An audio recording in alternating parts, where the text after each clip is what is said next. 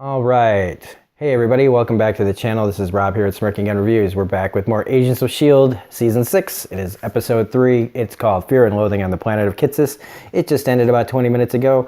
So let's talk about this. So full spoilers, if you have not seen this episode, gave me a reason to wear my Hunter S. Thompson shirt. I loved everything about this. This was a lot of fun.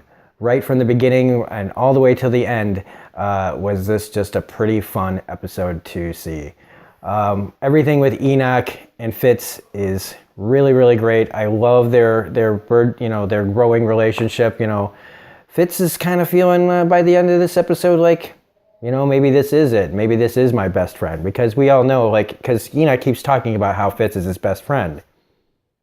Well, we all know that Gemma's his best friend, and so it's kind of like by the end of this episode, he kind of comes around to the fact that maybe he won't see Gemma, and this person that I'm with is, in all intents and purposes, my best friend.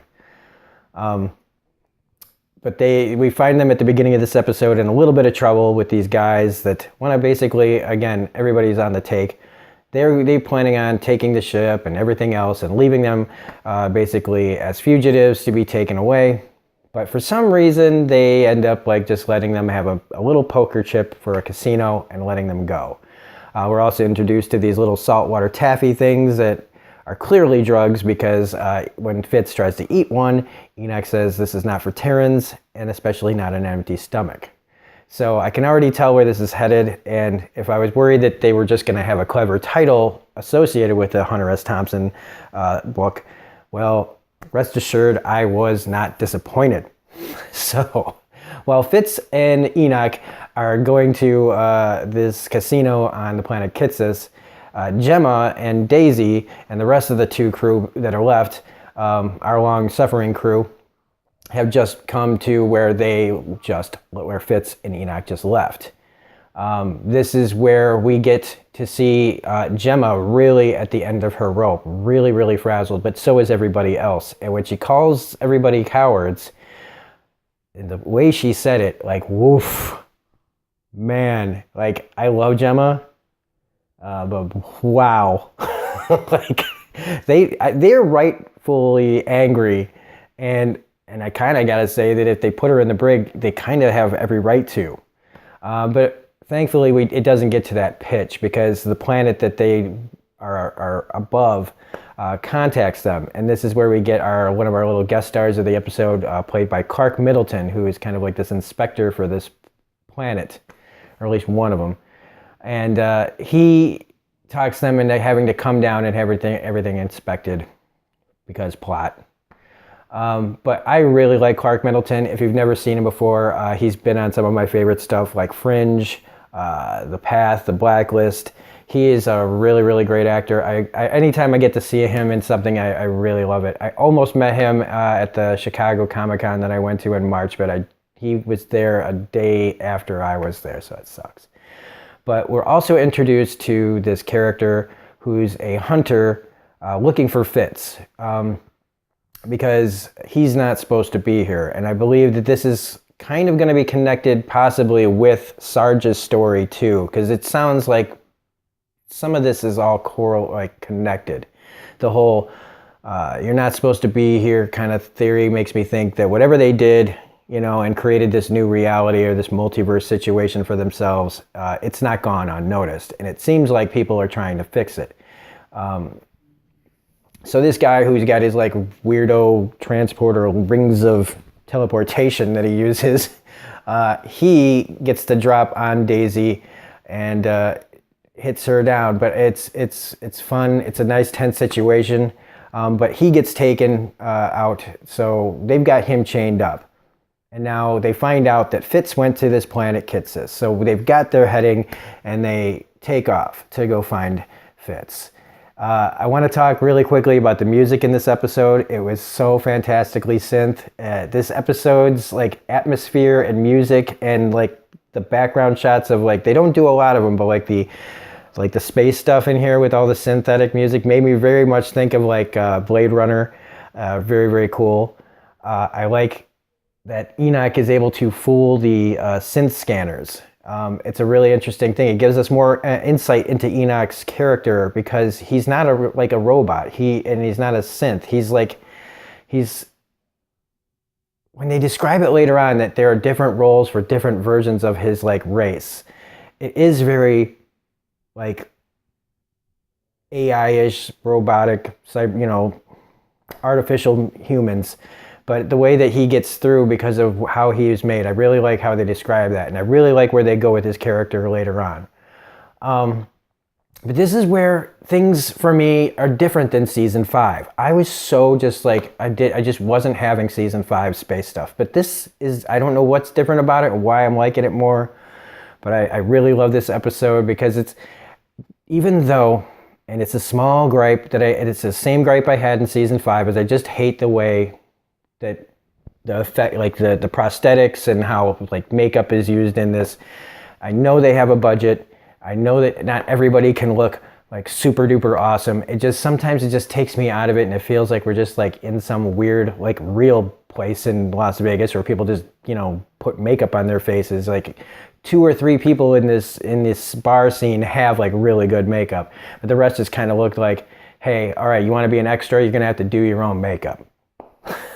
But the situation is so fun that I just completely forgot that I would be taken out of the episode because I'd be complaining too much of like, that looks like shit and this looks like shit. It's one of the reasons why I don't watch Doctor Who, because the way it looks always takes me out of it too far. But I'm not getting into Doctor Who because I'm still trying to get into Doctor Who. It's taking me forever. But anyway, Gemma and Daisy show up. And I love, again, just so many cool things in this episode where we see how much control Daisy has over her powers when she just cracks that guy's finger. We don't even see it, just like, boom, finger done. And then when she does it again, we can only assume that maybe she straightened it and that would hurt too. But I really, really like that. But then they end up eating the food, which is really just basically saltwater acid. And so this is where the episode really kicks into high gear and has a lot of fun with Daisy and Gemma just tripping balls. And they even let Daisy say she's tripping balls. And Gemma and Daisy's chemistry in this episode is really, really great. They have so much fun playing like 2 people tripping balls. I like that the guy on the ship had 6. Okay, I realize he's a big guy, but man, why isn't he just like foaming at the mouth? But anyway, he ends up he's too distracted to see that the guy can stretch his hand out of the cuffs and he gets away. So we already know that, this guy now, he can teleport, he can manipulate his hands. There's something up with this guy. He's not just some regular bounty hunter. Now, meanwhile, with Daisy and Gemma tripping balls in the bar, Fitz and Enoch had been trying to play games of chance. And this is just more comedy gold in this. Like, just like a buddy movie in space. I love this. You got Gemma and Daisy tripping. You got Enoch and Fitz just trying to stay alive and make some money to get a ship. And honestly, I kept thinking, you know what? I don't think any of this is going to play out the way any of them want, and it's going to kind of feel like it was like, what was the point of all this? But it just was so much fun that I didn't care. It was the journey that I enjoyed, and how first, Enoch just gets lucky and puts a chip down to get some money back, and then they go to play basically, intergalactic poker. And Enoch knows mathematics. He knows how to put probabilities, but he doesn't know people that well. And he gets taken by the guy next to him. It looks like a Sons of Anarchy extra. That's not a complaint. It's just what I felt. And so then they go like, okay, well, what do we choose now? And this is where Fitz gets roped into basically. If they lose this game, he gets entered into slavery, and it's a very serious game where if you lose a hand, you could die. Not just get sold into slavery, but you could take a crossbow to the chest, like this craptonium. Is that what they called him? It really sounded like they said craptonium or craptanium or some crap, whatever crap it was. He's filled with sulfur, and I just thought that because it smells and the name of his race sounds very much like they're describing that he's made of crap. And then when Fitz rips off his arm and uses it like the stuff that they put around, like, you know, indoors in movies, you know, like C4 type of stuff, but like just hilarious. And the whole snap thing. Well, let's talk about really quickly before that when Enoch is taken over by the casino or somebody affiliated with it or somebody that knows that Enoch is a synth, which I didn't know what the hell was happening either. But when they reboot him and they've got Fitz and him trapped in there while they wait for the boss to arrive, which we never get to see the boss. I hope we get to see the boss in the next episode or two. But he has to get rebooted, and Enoch feels that he has been decommissioned. Maybe he has been, and I don't understand the rules of it because they don't really tell us yet anyway. But here's where we get more insight into Enoch's character and his race, because we find out that the guy that's after them is a subspecies of his race, or however you want to call it. His job is different. His programming is different, I guess. Enoch is more into research. These guys are hunters. And so it's kind of interesting to see this all play out now, because I just thought Enoch kind of was like one of a kind. Even though he talks about, you know, his race, we haven't seen any other ones of them. So these guys come to the casino where Gemma and Daisy are trying to get a hold of themselves after realizing that Fitz is there. Daisy, like a drunk person, fires her, you know, quake powers into the wall. And we have a really fun, like almost Jackie Chan-esque fight where it's just very drunk, like the Legend of Drunken Master, where she's just kind of spinning around like and kind of out of it. So it was really, really fun to watch that. But then we get what we've been waiting for a while now. I mean, it feels like a while. It's because we haven't had any new episodes in a while. And Gemma and Fitz haven't seen each other. And when the door blows and Gemma and Fitz see each other for the first time in years now, I guess it would be, I got goosebumps, man. I got goosebumps again. And it just was like, oh God, they're seeing each other, but they're not. They're going to get taken away from each other again. And this is just, okay. I know I've talked about this before, like in other Joss Whedon properties, that they keep the two characters apart until they finally get together, and then one of them usually dies. Or it's just tragic. Like, look at Buffy and Angel, look at Fred and Wesley, look at Jin and Sun. I know that's Joss Whedon. But it just feels like these are these two star-crossed tragic characters who just are never going to be able to just keep it together. We just got to keep breaking them up. And you know what? I'm just saying it right now. I'm tired of that storyline. Let's just let them be together or kill one of them off, okay? I'm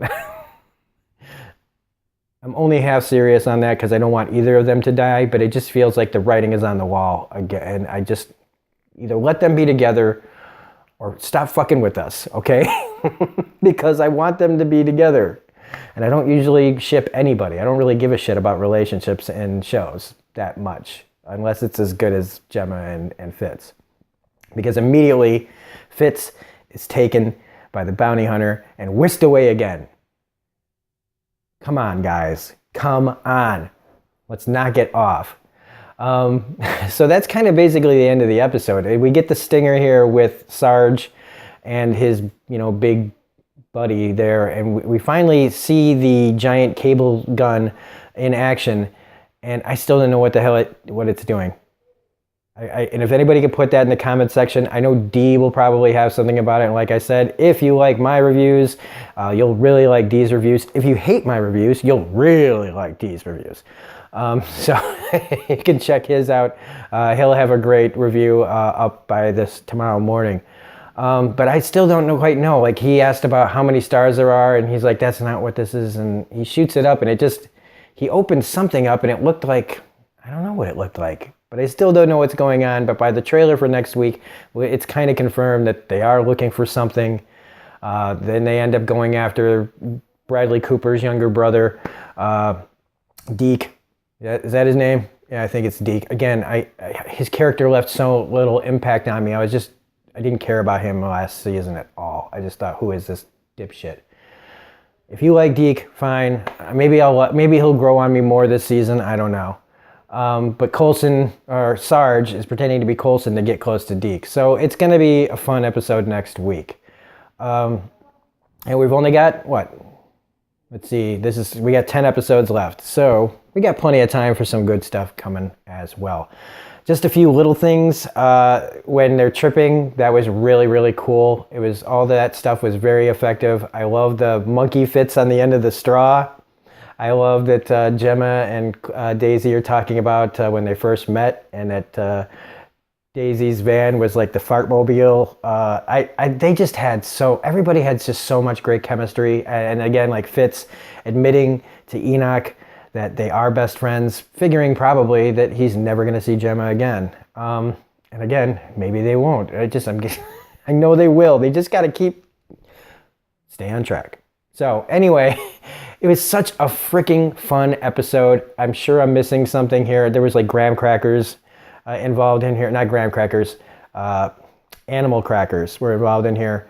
And did anybody else get really scared when the other agent shot the guy right as he was disappearing? And I was thinking, God damn it, if he fires that gun in there, he could blow a hole in the ship and like kill everyone.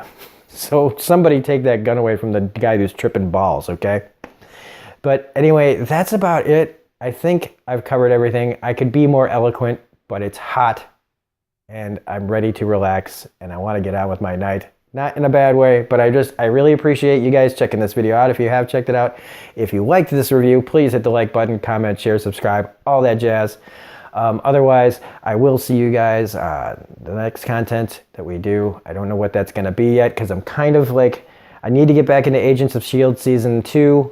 And I'm not going to go see Aladdin, so don't anybody expect that review to show up on here because Aladdin's, to me, that's for babies. I liked it when I was a kid.